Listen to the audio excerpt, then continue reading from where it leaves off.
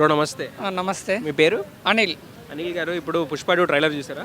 చూసాను. పుష్ప 2 ట్రైలర్ బాగుందా? Game changer trailer బాగుందా? అంటే ట్రైలర్లో అంటే పుష్ప 2 ట్రైలర్ బాగుంది. గేమ్ చేంజర్ ఓన్లీ టీజరే కదా. టీజర్. దానికి దీనికి టీజర్కి పోల్చుకుంటే గేమ్ చేంజర్ నాకు బాగా నచ్చింది. టీజర్ గేమ్ చేంజర్ నచ్చింది పుష్ప 2 మీద.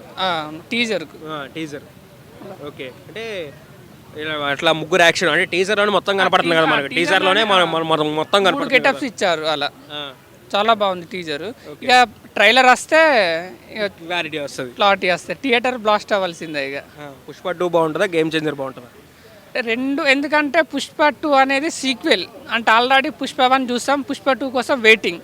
అది ఇప్పుడు గేమ్ చేంజర్ అది పార్ట్ 1 అంటే అందులో కూడా పార్ట్ 2 ఉందంటే మళ్ళీ గేమ్ చేంజర్ 2 కోసం చూస్తాం అన్నట్టు. పార్ట్ 2 ఉందా అందులో? అంటే ఇంకా కన్ఫర్మ్ ఏం కాలేదు. మనకు మూవీ రిలీజ్ అయితే చెప్పారు. ఇప్పుడు పుష్ప అంతే, ఫస్ట్ పుష్ప 1 అని ఉంది, తర్వాత పుష్ప 2 కొంచెం హిట్ అయినాక పుష్ప 2 చేశారు. ఏదైనా హిట్ అయితేనే 2 చేస్తారు. ఇది కూడా గేమ్ చేంజర్ హిట్ అయితే మళ్ళీ గేమ్ చేంజర్ 2 చేస్తారేమో చెప్పలేము అలా.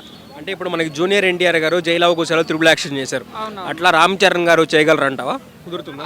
కుదురుతుంది, చేస్తాడు. అంటే ఇందులో ఎట్లా గేమ్ చేంజర్లో డబుల్ యాక్షన్ అలా. ఇంట్లో ఇప్పుడు దేవర్ కదా, గేమ్ చేంజర్లో కూడా త్రిబులే కదా. తండ్రి కొడుకు అంతే కదా. 3 యాక్షన్స్ ఒకటి అంటే స్టూడెంట్, కలెక్టరు ప్లస్ రాజకీయ పొలిటీషియన్ 3 చేస్తాడు పక్క. అంటే ఎన్టీఆర్ చేస్తాడు కదా. రామ్ చరణ్ కూడా చాలా బాగా చేస్తాడు. ఎందుకంటే మనం రంగస్థలం చూసాం. ఎంత ఇప్పటికైనా పుష్ప బాగుందా గేమ్ చేంజర్ పుష్ప ఉన్ను రంగస్థలం అంటే చాలా మంది రంగస్థలమే అంటారు. సుకుమారే అదే రెండు సుకుమారే కాబట్టి చాలా. రామ్ చరణ్ కూడా ఒక మంచి యాక్టర్ కాబట్టి పక్క గేమ్ చేంజర్ కూడా మంచి ఒక బ్లాక్ బాస్టర్ కొట్టబోతున్నారు పక్క. రామ్ చరణ్ గారు అంత యాక్టింగ్ రాదంటారు, ఏమంటారు? చాలా మంది యాక్టింగ్ అనేది ప్రతి ఒక్క వస్తుంది, కానీ దాన్ని యూటిలైజేషన్ చేసుకోవాలి. అంటే ఒక డైరెక్టర్ అనేది వినియోగించుకోవాలి. ఇప్పుడు రాజమౌళి ఉన్నాడు అంటే ఇప్పుడు త్రిబుల్ చూసాం అంటే 2 వేరియంట్స్ చేయాలి. అంటే ఎన్టీఆర్ ఒకటే, కానీ ఇటు రామ్ చరణ్ 2 వేరియంట్స్ చాలా బాగా చేస్తాడు. ప్లస్ రంగస్థలంలో చూసాం సుకుమార్ ఎంత బాగా వాడుకున్నాడు. బట్ వాడుకునే విధానం బట్టి ఉంటుంది ఆ యాక్టరు ఎలాంటోడు అనేది. వాడుకోకుంటే ఎవరి టాలెంట్ బయటపడదు, వాడుకుంటేనే బయటపడుతుంది, ప్రూవ్ అవుతుంది ఎవరి టాలెంట్. క్యారెక్టర్ బట్టి ఉంటుంది అంటారు. క్యారెక్టర్ బట్టి ఉంటుంది. మరి శంకర్ గారు భారతీయుడు 2 అది ఫ్లాప్ అయింది కదా, మరి ఇప్పుడు గేమ్ చేంజర్ హిట్ అయ్యే ఛాన్స్ ఉందా?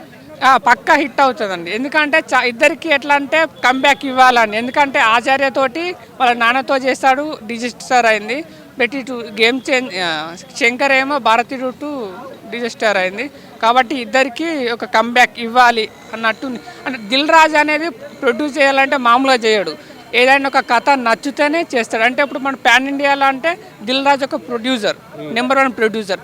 అలాంటి ప్రొడ్యూసర్ కథ నచ్చి అంత ఇన్వెస్ట్ చేస్తానంటే దిల్ రాజు ప్రతి ఒక్క సినిమా 1 ఇయర్ కల్లా అంటే రావాల్సిందే థియేటర్కు.